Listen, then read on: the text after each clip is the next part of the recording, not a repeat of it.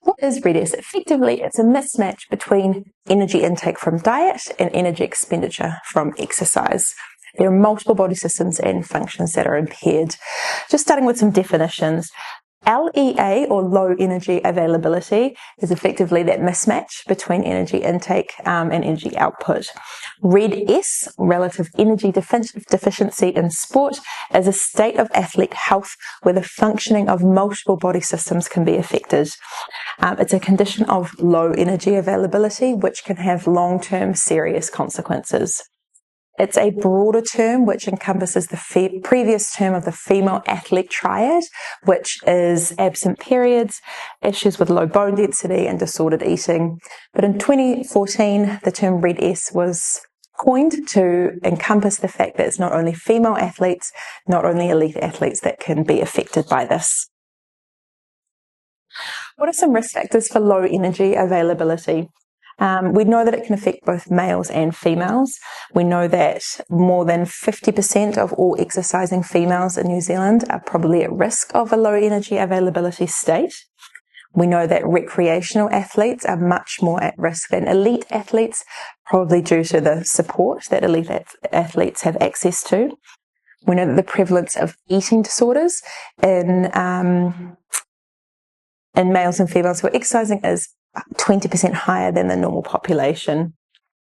Sports that have traditionally been affected by RED-S include endurance sports, so cycling, triathlon, endurance running, and those like aesthetic sports, so those with an emphasis on leanness and physique.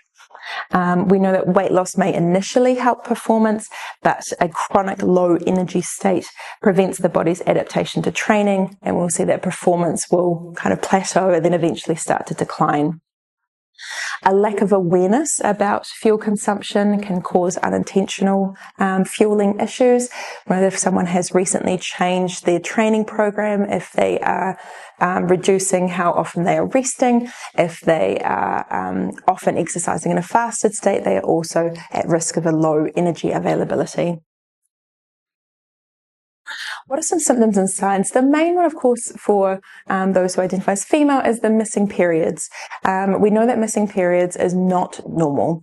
Other symptoms and signs are kind of on this diagram here, but they are quite vague. They're not very specific to RED-S, but things like fatigue and low energy, issues with mood and concentration, underperformance, failing to improve, recurrent injuries, and loss of enjoyment from the sport as well.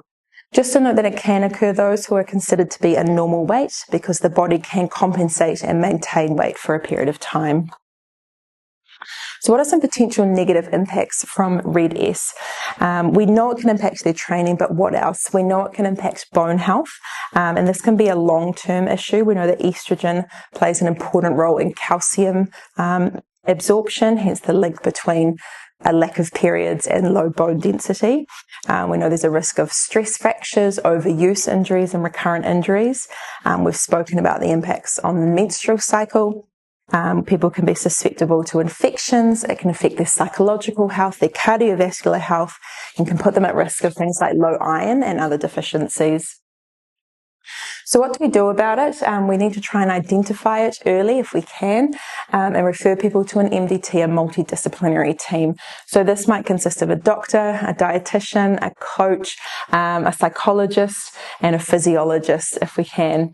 There might be some workup, including blood tests, trying to identify and address what could be contributing to a low energy state, assessing the energy intake versus output, how to adapt the energy intake for their output, and of course keeping them under regular follow-up.